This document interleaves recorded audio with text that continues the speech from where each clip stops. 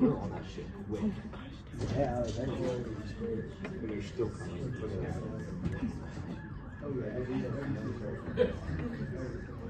The unmarked van. Oh, unmarked vehicles. So many colors, so many colors.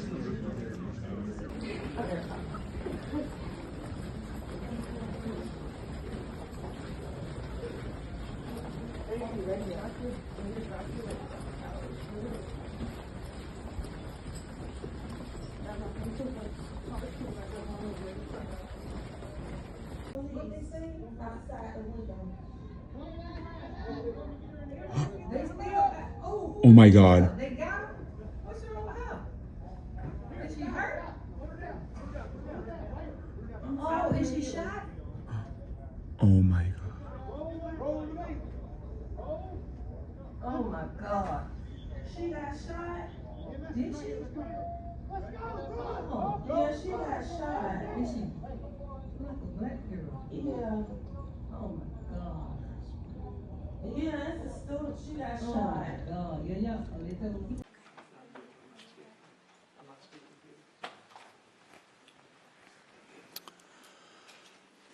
My name is Jason Trumbauer, and I'm the Chief of Police at Florida State University.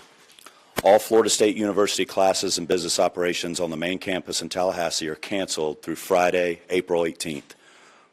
Essential employees should check with their supervisors for further reporting instructions.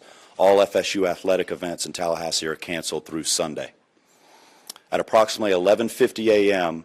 Thursday, April 17th, a gunman opened fire on the main campus of Florida State University in Tallahassee, shooting multiple individuals in the vicinity of the Student Union building. FSU police responded immediately, engaged, neutralized, and apprehended the shooter. 2 victims are deceased, and 5 individuals have been transported to a local hospital with gunshot wounds. The shooter has also been transported to a local hospital. The 2 deceased are not students. The shooter is believed to be a current FSU student. I do not have additional information on the shooter's identity at this time. Students who need assistance can go to the Donald L. Tucker Center, where the university is providing counseling, health care, and other support services. Family members are also able to go to the Tucker Center for assistance. Students, faculty, and staff are asked to call their loved ones as soon as possible to update them on their status.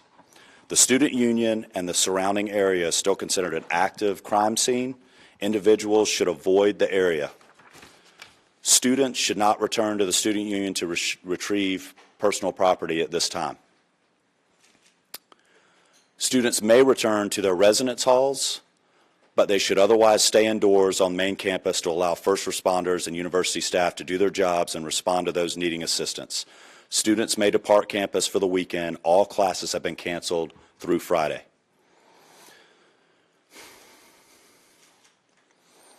Before I turn this over to Chief Revel, I want to thank all the brave men and women of the FSU PD for responding immediately to the scene.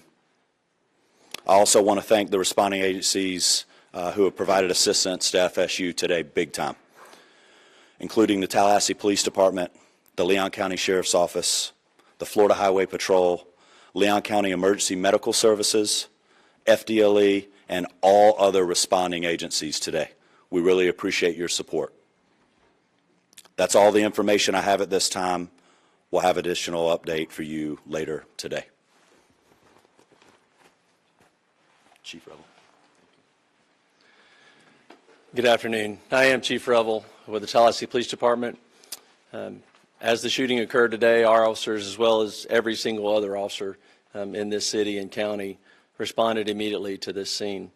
Once on scene and once we began working through what was occurring and what we were working, in consultation with FSU, Tallahassee Police Department was asked to take lead on this. So we will be the lead for this investigation in both the officer involved shooting portion of this as well as the homicide portion of this. I will come up after the last speaker and entertain just a few questions, but needless to say, we have multiple crime scenes. This is a very large area we're covering. We have thousands, hundreds or thousands of witnesses. And again, this is an active, ongoing investigation. So the information that we will be allowed to release right now may be fairly limited. I'll answer what I can at that time. But I will assure you that as soon as we can, any information that becomes available, we will make that available to you. One of the things in the process, and again, understand that this is an ongoing active investigation. So things are happening as we are standing here and as we are speaking. We have identified the shooter, obviously. He's at the hospital. So with more on that, I'm going to allow the sheriff to come up and speak on that portion of it. Thank you, Chief. As Chief Revel indicated, I'm Walt McNeil, Leon County Sheriff.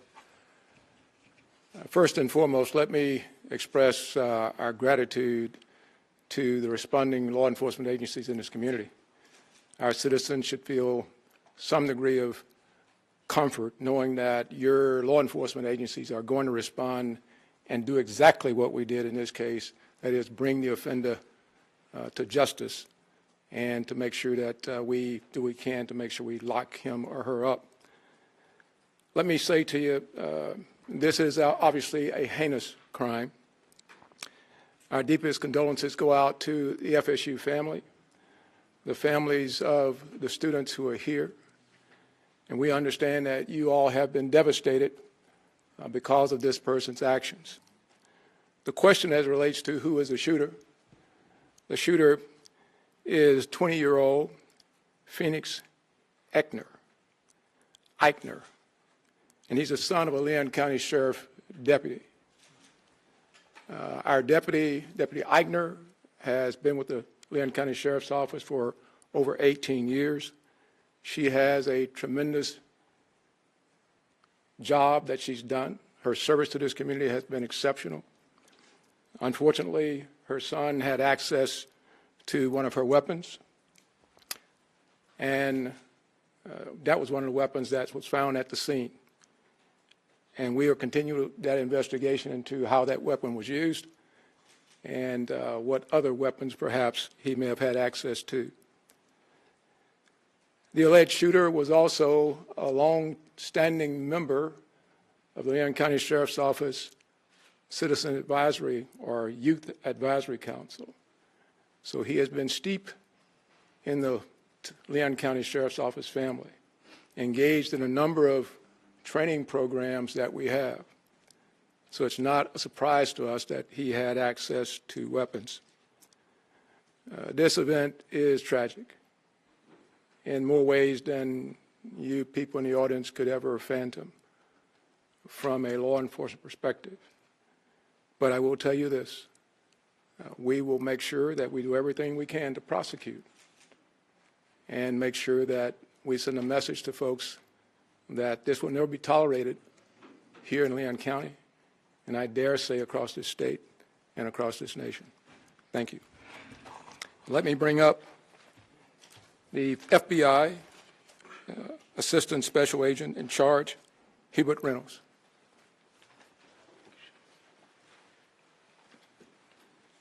Good afternoon.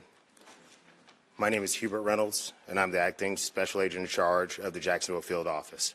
I want to echo those standing with me what a horrific crime this is, and we stand with you fully. We have an office here in Tallahassee, and we are fully engaged with providing any resources that we can bring to bear to help with this investigation moving forward. We've established a digital tips media line where you can upload photos, videos prior to and during the incident. If you were there from social media, please upload all of that. I will give you now the website address. You can upload any tips to www.fbi.gov/ FSU shooting. Again, that's www.fbi.gov/FSU shooting.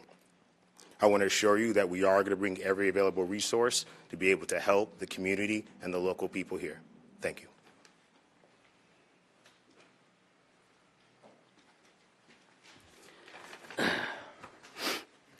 Good afternoon, everyone. I'm Richard McCullough, Rick McCullough, the president of Florida State University.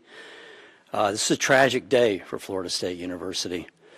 We were absolutely heartbroken by the violence that occurred on our campus earlier today. 2 have died. 5 other innocents are being treated for their injuries. We're working to support the victims, their families, and everyone affected by this traumatic event. I just returned from the hospital where the First Lady and I met some of our students who were the victims. Our hearts go out to our students and the victims of this terrible tragedy. I have to say that our law enforcement, our FSU police officers, are absolute heroes in this regard. The call went out, someone called it in, and immediately they responded to the scene and immediately neutralized the suspect and prevented this from being a bigger tragedy. I want to thank them so much for what they do to try to keep our students safe. I want to thank all the law enforcement partners, FSU Police, Tallahassee Police, Leon County Sheriff's Department, Florida Highway Patrol, and the Florida Department of Law Enforcement, and all other responding agencies for their rapid and courageous response. I want to thank everybody that came out to visit with the students and to help us and to be here today for this press conference, and I appreciate so much the support that you're all providing to our university and to our students. We're fully cooperating with the investigation, and we defer to law enforcement as they continue their work. I'd also like to thank all the healthcare providers at Tallahassee Memorial Hospital that are treating and providing outstanding care to our victims. Right now, our top priority is safety and well-being for all the people and our campus. As it was said, classes are canceled on the main campus today and tomorrow, and all FSU athletics events on Tallahassee are canceled through Sunday. We also want to tell you that counseling and psychological services are available to students, faculty, and staff, and anyone that needs that should call 850-644-2003. We're also providing support for faculty and staff through our Employee Assistance Program. And so if you need any help, please reach out. We'll continue to communicate with the campus community as we know more. This is a deeply emotional time, but we're all here to support each other. We're going to do everything we can to support our community. We're a strong and united community, and we're family. And so we'll take care of all of you, and we'll get through this together. Thank you.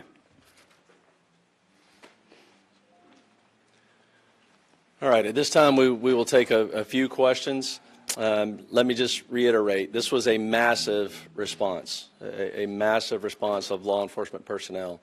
Our federal, state, local partners have continued to build relationships that long preceded this event, and that came into great play today in the seamless way that we all came together to work these events. But I know you'll have some specific questions. I will tell you right now, we are not going to talk about the victims other than the fact that there are 6 of them, two additional deceased, and then the suspect, so 9 total persons. 9 total persons. Yes, sir. Have you all been able to talk to the suspect at all?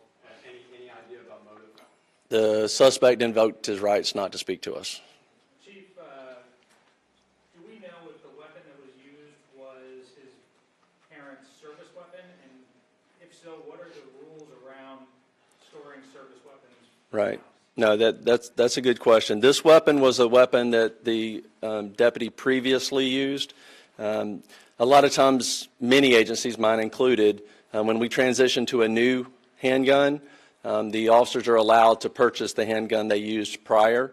And correct me if I'm wrong, Sheriff, but I believe that's the case here. This was a handgun that deputy used prior to them transitioning to a new handgun, and so it was her personal handgun.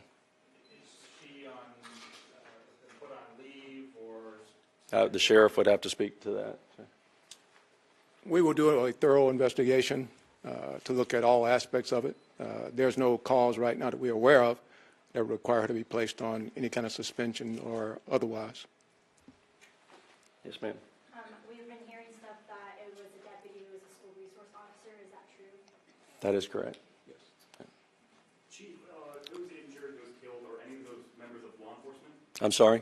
Anyone who died in the shooting or was injured in the shooting, were any of them members of law enforcement, whether it be the... No, they were not. They were not. Yes, sir. When law enforcement arrived, did the suspects engage with them, or did he surrender immediately? No, they challenged him and ended up shooting. He did not comply with commands and was shot. Did he fire officers? I do not believe he fired at officers. We've heard that Phoenix may be autistic. Are you able to confirm that detail? I do not have that detail. Is there an ID of the victims yet? I'm sorry? An ID of the victims? We're not releasing any of the victim information at this time. Was the officer aware of any behavioral conditions or concerns or threats prior to this incident? We were not. How quickly did officers arrive on scene from the 911 call to when they engaged the suspect? We will get you that information. I don't have that currently. I assume that would be a question that was asked, but I mean, it was almost immediately. That FSU, obviously this is their campus, and they patrol it very well. So they were on scene almost immediately, engaged almost immediately, and then everyone else, again, was a massive, very quick response. So. You said that the two deceased were not students. Do we know of those 5 that were injured or any of them students? Again, we're not releasing any information on the students on the victims at this point. Specifically, what firearm did he use? I'm sorry? What kind of firearm was he using? It was a handgun. What kind of handgun? I don't know what type of handgun that was. It was probably a 40. I don't know. Yeah. Chief, I heard a report that a shotgun was also recovered on campus. Was that used in the shooting? We do know that he had a shotgun with him. We have not confirmed anyone was shot with a shotgun at this point. But again, that could change again, there are hundreds and hundreds of witnesses, and as we piece all of this back together, information will come to light that we may not have at this point. So I do not believe so at this point. We'll take one more question. Will body cam footage of radio dispatch or any logs be released in the near future? I'm sorry, say again. Will there be any body cam footage or radio dispatch logs or incident reports being released anytime soon? We will work with the state attorney's office, which we always do, in pulling together all the information, all the investigative evidence from this case, and in collaboration with State Attorney Campbell, we will make that determination. Obviously, after the case is over, we will certainly, it all becomes available at that point. But as to what we can and will release at that point, like I said before, we're very open, transparent on these things. Again, the officers did an incredible job. But again, some of this is very horrific. This is a horrific incident. And so we will, again, collaborate with the state attorney's office and determine which of that evidence could be released or will not be released. But again, I will let you know that as soon as we make that determination. So thank you all very much. Appreciate you being here. And just let me reiterate what's already been said. The collaboration between all of the agencies, the federal, the state, the local, all of our first responders, our EMS personnel, our fire department, again, just a massive response, immediate treatment to the victims that were there, the transport of them. Again, it was a very seamless response to this tragedy. And that goes to the training that we all do repeatedly, individually as agencies and together. The incident command came together very, very quickly. And again, I could not be more proud of the response and more horrified at the act. So thank you very much. Can you please just real quick verify again one more time the number of people injured and dead? Our number was 8. We just Sure. Total number of 9. That includes the suspect. So there are 6 victims that are injured, 2 victims that are dead, and 1 suspect. And let me just reiterate this because I'm not sure we said this. We have no reason to believe at this point that he did not act alone. So there is no further threat to our community at this point. So thank you very much.